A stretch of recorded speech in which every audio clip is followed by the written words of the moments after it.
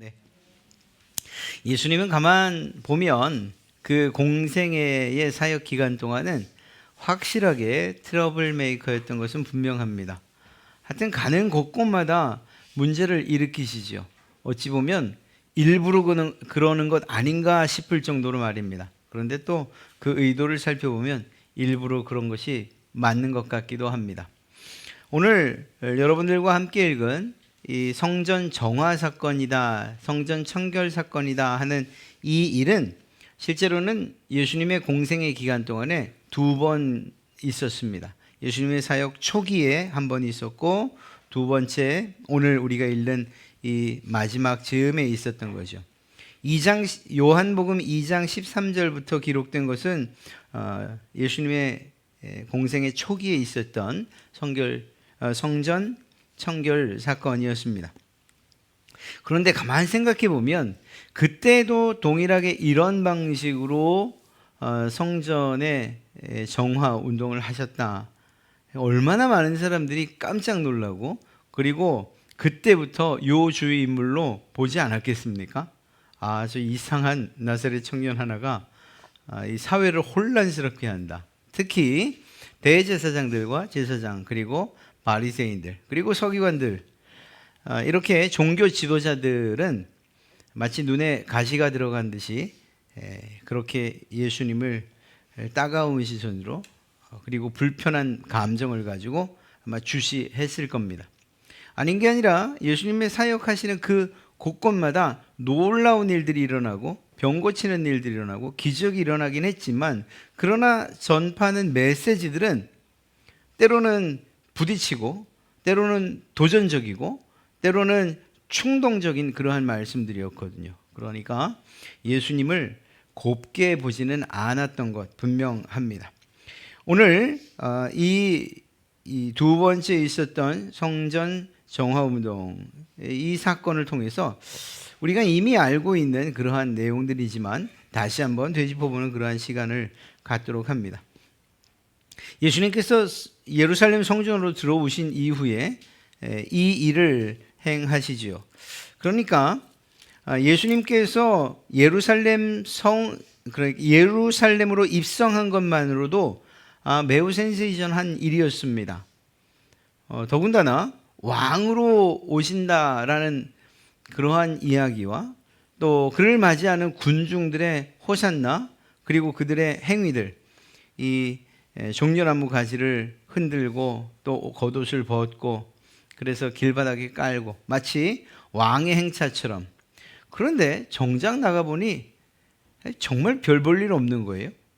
왕이라고 하는데 백마라도 타야 되지 않습니까? 백마가 아니면 검은 말이라도, 아니면 갈색 말이라도 타야 될 것 아닙니까? 그런데 타고 오는 걸 보니 어린 나귀 새끼 하나 타고 오면서 왕이라고 하는 거예요. 또 그런 예수님, 그 청년을 향해서 많은 사람들이 마치 경배라도 하듯이 자신들의 모든 것들을 벗어 깔고 호산나를 외치더란 말입니다.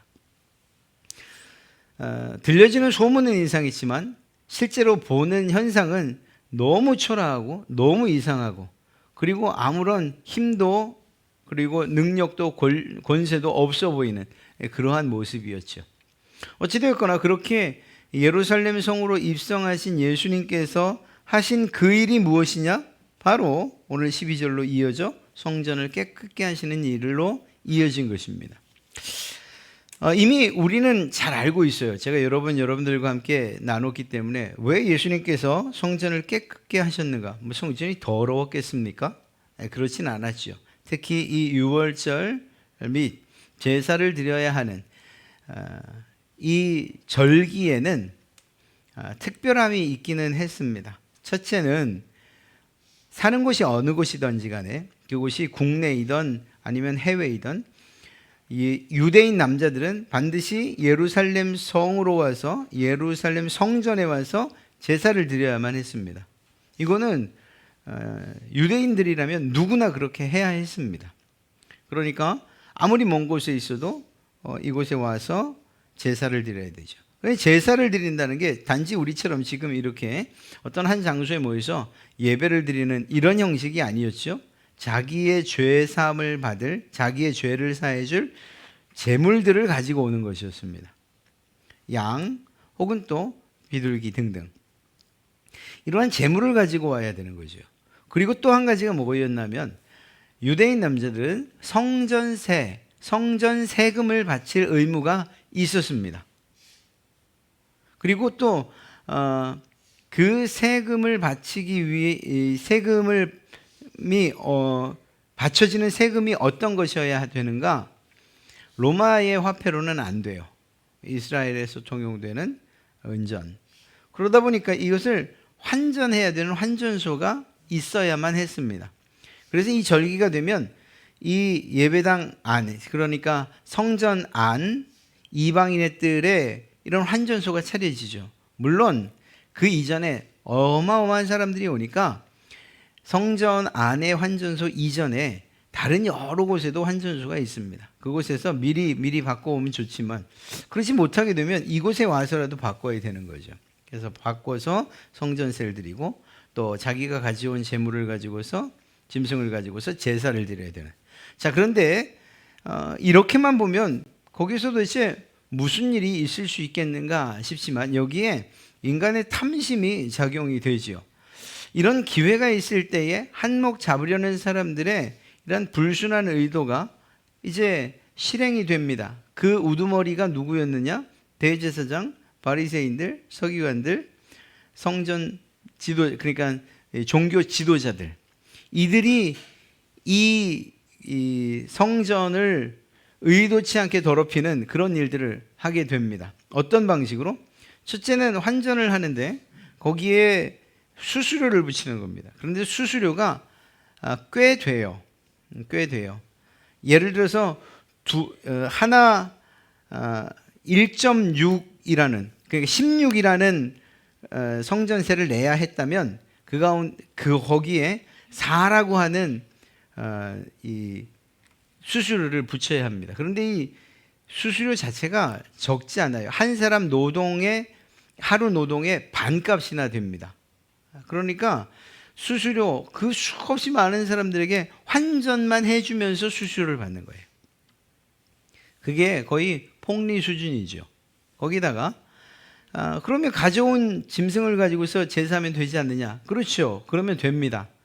그리고 제사장들이 이렇게 보고 제사 드릴 만한 짐승이라고 허락을 해주면 돼요. 이거 집에서 그 먼 데서부터 상처 안 내려고 안고 오고 조심스럽게 하나님께 드릴 거룩한 제물로 쓸 것이라고 소중하게 갖고 왔으니까 됐다. 그 정성을 봐서 패스하면 얼마나 좋습니까? 제사장들이 그 제물을 검사할 그리고 제물에 쓸 수 있는가 없는가를 결정해 주는 자들인데 다 커트. 이거는 제물로 조그만 상처만 있어도 이거 제물로 못 씁니다. 이것도 제물로 못 씁니다. 가져오는 제물들에 대해서는 가져오는 짐승들에 대해서 이렇게 제물로 쓸 수 없다고 시쳇말로 빠꾸를 놓는 거예요. 그러면 어떻게 해요? 그거는 어쩔 수 없이 헐값에 팔고 성전 안에서 파는 또 다른 제물들을 제물로 쓸 짐승들을 사야 되는 거죠. 이 얼마나 우스운 일들입니까? 이런 일들이 일어난 거예요. 그러니까 예수님이 보실 때에는 이 종교가 얼마나 부패하고 타락했는지를 한눈에 보여주는 현장이었던 거죠. 그런데 그게 어디에서요? 성전에서 일어났던 일입니다. 하나님의 임재의 장소, 가장 거룩한 장소, 하나님께 예배드려야 하는 장소, 거룩함으로 정결함으로 성결함으로 예배드려야 되는 그 장소에서 정말 탐욕적이고 그리고 욕심사나운 일들이 이렇게 벌어지고 만 거예요. 그리고 그 현장은 부패하고 타락의 냄새가 아주 그냥 너무 진동하는 이런 현장이 되어버리고 만 거죠. 유대의 종교 지도자들이 이 거룩한 성전을 시장바닥으로 만들어 버리고 만 것입니다. 뭐 때문에? 돈 때문에. 이것 하나. 그들에게 이러한 탐욕이 결국은 그들로 하여금 이러한 예수님에게 책망을 듣는 그러한 이유가 되고 만 것이죠.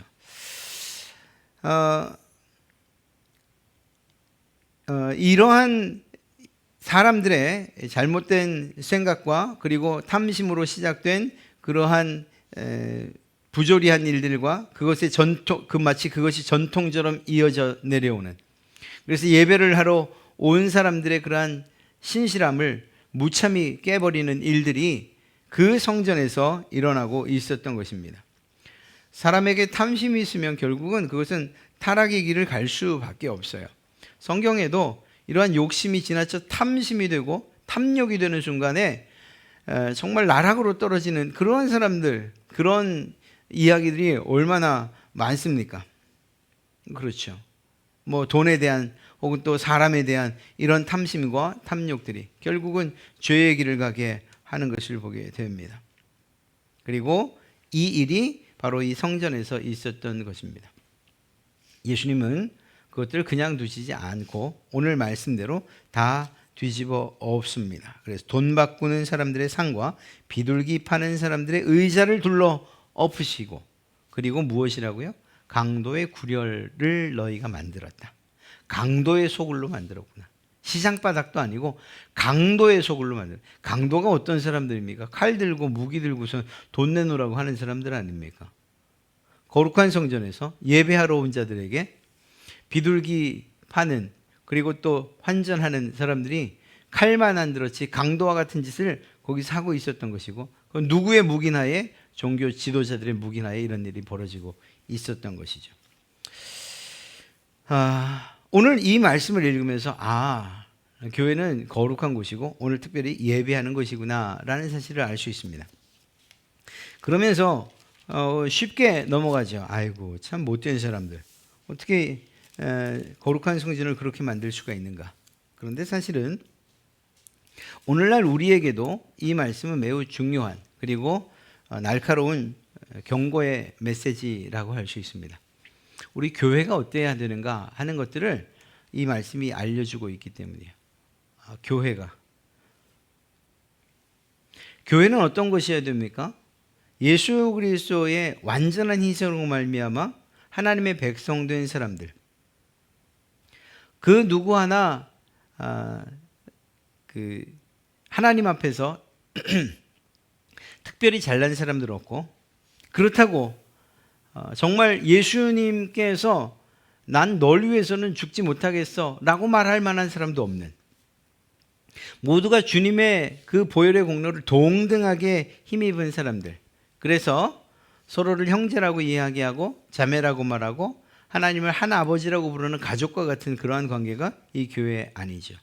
그런데 그런 가운데에서 이 교회 안에서 어떤 사람들에 의해서 탐심 있는 어떤 사람들에 의해서 서로가 서로를 이용하는 이런 일들, 특별히 교회의 직분이나 혹은 어떤 중직 혹은 또 목사든가 이런 나름의 교회 안에서의 힘이나 또는 어떤 권위를 가졌다고 하는 사람들에 의해서 이 성전에서 일어났던 것처럼 이런 일들이 교회 안에서도 일어난다면, 그러면 똑같은 책망을 들어야 된다라는 것이죠. 교회 안에 이러한 물질 만능주의라든가 그것에 대한 탐심이라든가, 또 굳이 물질만이 아니어도 자기 자신만을 생각하는 이런 욕심스러움으로 인해서 다른 사람들, 그리고 또 믿음이나 혹은 신앙에 연약한 자들에게 상처를 주고, 그리고 그들로부터 부당한 이익을 취하거나 한다면, 그러면 결국은 유대 종교가 부패하고 타락했던 것처럼 지금 그 어떤 교회도, 그러한 상황에 놓여 있는 교회도 역시 부패하고 타락했다라고 이야기할 수밖에 없는 것 아니겠습니까? 왜냐하면 이것도 성전처럼 하나님의 임재의 장소이고 거룩한 장소이고 예배의 장소로 우리가 교회를 정의할 때 그렇게 이야기하고 있지 않습니까? 그런 교회에서 이들에게 있었던 그런 탐심, 그것이 결국은 교회의 거룩을 무너뜨리고 또 자기 자신만을 생각하는 이러한 욕심스러움 때문에 교회의 성결함과 그리고 그 교제가 깨지고 부서진다면, 주님께서 마땅히 그러한 교회를 향해서 강도의 구렬을 만든다고 또 이야기하지 아니하시겠느냐는 거예요. 그렇습니다. 어떤 교회들처럼 종교 지도자라고 하는, 혹은 또 목사, 혹은 또 장로 등등 이런저런 이유를 가지고서 내가 이 교회의 주도권을 가지고 있어, 마치 개인 것처럼 이렇게 기업도 아니지만 하여튼 자기 것처럼 그렇게 취급을 한다거나, 또는 개인의 이익을 챙기려고 하는 이런 경우가 있어서는 안 된다는 것입니다. 안타깝게도 그런 일들이 아주 없지는 않은 것이 정말 마음이 아프죠. 또한 교인들도 마찬가지예요. 성도들도 교회를 통해서 주께서 우리에게 주시고자 하셨던 그런 은혜들, 믿음과 그리고 구원, 그리고 그것에 대한 감사와 또 이 일들을 통해서 우리가 마땅히 해야 될 영혼구원의 사명들, 이러한 우리가 해야 될 매우 영적이고 하나님께서 인정하시는 육체적인 것도 혹은 관계적인 면에 있어서도 서로가 서로를 돕는 이런 일에 신경 쓰기보다는 그저 나 하나 중심으로, 그래서 교회를 이용해서 혹은 성도를, 또 다른 성도를 이용해서 자신의 목적을 이루고 또 이익을 챙기려는 그런 사람들이 있다면, 그럼 동일한 책망을 받을 수밖에 없다라는 것입니다. 그러니까 교회는 그런 점에서 늘 이런 개혁적인 그러한 생각들을 가지고 살아야 되는 거예요. 더 거룩하게, 그리고 더 정결하고 더 성결하게, 주님 보시기에 부끄러움이 없도록, 그렇게 각자가 맡겨진 그러한 자리에서 자기의 임무와 사명들을 다 하면서 교회가 하나님께서 기뻐하실 만한 교회로 그렇게 유지되도록 계속해서 바뀌어가고 또 바뀌어가고 타성해졌지 않도록 그렇게 움직이고 생동감 있는 그러한 교회여야 한다라는 것입니다. 그것이 주님을 향해서 말입니다. 내가 중심이 아니라 주님이 중심이 돼서 그런 교회가 될 때 비로소 그 교회는 주님의 책망이 아니라 칭찬을 들을 수 있으리라 믿습니다. 이러한 교회의 개혁은 계속적으로 때로는 견제로, 때로는 정말 권면으로, 사랑 어린 권면으로 서로가 서로를 인정하고, 그러면서 동시에 옳지 않고 불의한 일들에 대해서는, 부조리함에 대해서는 단호하게 그것들을 막을 수 있는 이러한 장치들이 있어야 되고, 그런 부분들에 있어서 좀 더 자유로운 표현들을 할 수 있게끔 교회는 이 교회의 헌법에 있는 것처럼 이 자유의 부분을 인정해야 되는 거죠. 한 사람의 신앙의 이 자유의 부분을 인정하고, 그래서 교회는 모든 사람들, 많은 사람들, 다양한 사람들이 모였고 또 다양한 의견들이 있을 수 있으나, 그러나 하나님께서 기뻐하시는 그러한 의견들로 이렇게 잘 취합될 수 있도록 그렇게 되어져서 하나님의 기쁨이 되는 교회가 되어야 한다라는 것입니다. 그런 점에서는 멈춰 있거나 혹은 막혀 있는 것이 아니라 뚫려 있고, 그리고 계속적으로 흘러내릴 수 있는 이러한 개혁적인 그러한 교회가 되어야 한다는 것입니다. 한 가지 더 말씀드린다면, 이것은 매우 개인적인 일로서도 이 말씀을 우리가 적용시킬 수 있습니다. 베드로 사도의 말처럼 우리가 어떤 사람들입니까? 여러분들은 어떤 존재입니까? 거룩한 백성이고 왕 같은 제사장이고 성령께서 거하시는 거룩한 전이다, 성전이다, 이렇게 말하고 있습니다. 여러분의 몸을, 여러분의 이 육신을, 몸을 깨끗이 해야 된다, 그런 의미겠습니까? 그것 아니죠. 성령이 거하시는 전인 줄 알지 못하느냐? 우리가 하나님 앞에 믿는 사람으로서, 성도로서 하나님께서 요구하시는 거룩과 성결의 삶을 지속적으로 살아가야 된다라고 하는 이 사실을 우리에게 알려주고 있는 것입니다. 우리에게 경건을 요구하고 있는 것이고, 우리에게 성결함과 거룩함을 요구하고 있는 것이라는 것입니다. 성령께서 거주하시는 거룩한 하나님의 전이니까 말입니다. 죄로 인해서 우리가 죄와 불의로 인해서 더럽혀지지 않도록 우리는 조심해야 되는 거죠. 이런 점에 있어서 사도 바울은 로마서 13장 13절에서 아주 뭐라고 할까요? 아주 분명한 어떤 일들을 제시하면서까지 이야기합니다. 방탕하지 마십시오. 술 취하지 마십시오. 음란하지 마시고 호색하지 마십시오. 서로 싸우지도 말고 시기하지도 마십시오. 무슨 말입니까? 이런 것들은 결국은 우리의 성전된 우리의 몸을 더럽히는 것입니다. 왜 이런 일들을 하겠어요? 자기가 중심이 되니까. 나의 기쁨과 나의 즐거움을 위해서 이런 일들을 하게 되는. 그거 하지 말라는 거예요.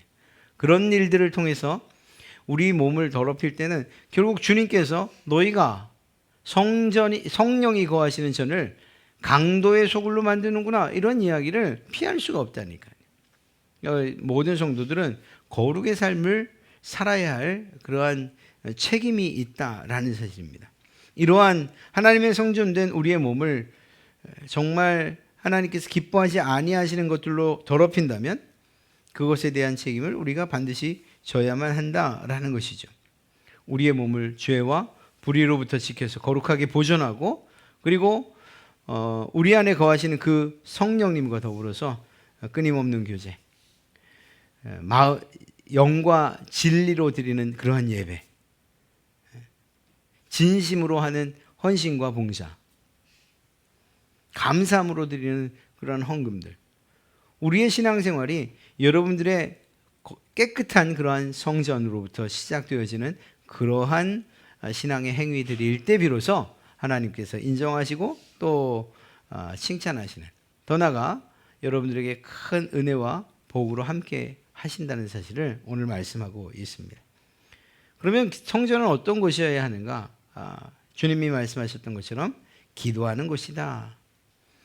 내 집은 기도하는 집이라 일컬음을 받으리라 하신 말씀처럼 성전은 기도하는 곳이어야 합니다. 우리의 실제적으로 있는 예배당 성전이든지 아니면 우리의 마음의 성전이든지 간에 주님을 향해서 늘 그 소통의 문, 교제의 문이 열려 있어야 하고 그분께 기도하는 곳이어야 되는 거예요. 여러분, 기도하는 사람이 어떤 마음으로 기도하겠습니까? 어떤 환경으로 기도하겠습니까? 그 시장바닥 같은 곳에서 기도한다라고 하는 이 일이 정말 어려운 거죠. 엉망진창이 되어버린 마음을 가지고 기도한다는 것이 얼마나 어려운 일입니까? 교회에서도 정말 이 기도의 분위기가 있어야 기도하는 데에 어려움이 없죠.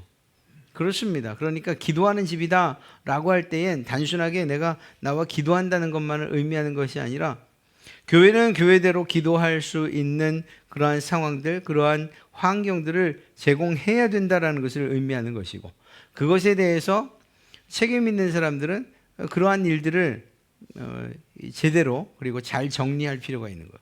또 개인적으로 볼 때에 기도하는 집이다, 여러분들이 거룩한 성전이라고 할 때 여러분들은 기도하는 사람들입니다 라고 할 때에 이 기도가 하나님께서 기뻐하시는 기도가 되기 위해서 역시 우리가 기도 드릴 준비, 기도의 자세가 우리에게 있어야 한다는 사실들을 이야기하는 거죠. 그냥 우리의 마음 그리고 또 우리의 소원들을 그냥 입으로 뱉는다고 해서 다 기도는 아닌 것이죠. 여러분들이 기도하는 자의 준비가 먼저 되어야죠. 염려도 하지 말고 두 마음으로 하지도 말고 믿음으로 기도해야 하고 하는 이러한 여러 가지 성경이 말하고 있는 것처럼 말입니다. 무엇보다 하나님께서 기뻐하시는 거룩함과 성결함을 가지고서 하나님께 기도하는 이러한 일들이 중요한 것이죠. 오늘 이 예수님의 성전 정결 사건, 정화 사건, 이것은 단순하게 이 당시에 있었던 일만이 아니고 교회는 교회대로 하나님께서 보실 때에 기도하는 집이라고 인정하실 만하게 하나님의 말씀이 선포되어지고 그 말씀대로 따라 사는 성도들이 있는 정말 인정하시고 기뻐하시는 그러한 교회, 사람들의 욕심이 아니라 하나님 그분만을 바라보며 우리가 마음을 모아 예배하고 기도하는 그러한 교회 되기를 원하시고 우리는 마땅히 또 그런 교회로 만들어 나가야 되죠. 또한 성도들은 한 사람 한 사람마다 우리의 마음과 우리의 삶을 돌이키면서 하나님께서 기뻐 받으실 만한 그러한 삶으로 우리 자신을 늘 돌아보고 그리고 또 그렇게 살아가야 되는 거예요. 하나님께서 거룩하지 않다고 하는 것, 정말 강도의 속을, 그리고 또 그 양 우는 소리, 이 비둘기 똥냄새 뭐 이런, 그리고 돈 바꾸는 소리, 그리고 여기서 하시오 저기서 하시오 시끌벅적한 이러한 진짜 시장바닥 같은 그런 마음이 아니고, 예배할 때에 기도할 때에 하나님께서 정말 기쁘게 받으실 만한 오직 주님만을 바라보는 그러한 마음으로 우리가 마땅히 기도해야 하지 않겠는가. 그것이 하나님께서 기뻐하시는 거룩한 성전, 여러분들의 모습이 아니겠는가 하는 이러한 생각을 우리에게 해보게 합니다. 사랑하는 성도 여러분, 하나님께서 내가 거룩하니 너희도 거룩하라고 하신 이 말씀을 우리 마음에 새기고, 성전된 여러분들이 먼저 거룩하시고, 또 그런 여러분들이 모여 기도하는 우리 갈릴리 교회가 거룩하고 하나님께서 기뻐하시는 교회가 되어야 하며, 또 우리들의 기도가 그런 가운데서 하나님께서 응답하실 만한 기도로 하나님의 손에 올려드려질 줄로 믿습니다. 오늘 말씀 생각하시면서 하나님이 요구하시는 그러한 거룩과 성결의 삶을 살아가시는, 그리고 그러한 교회가 될 수 있도록 우리가 정말 영적으로 민감하게, 그러면서도 이 교회를 위해서 기도하시는 그러한 여러분 되시기를 주님의 이름으로 부탁하며 또한 축복합니다.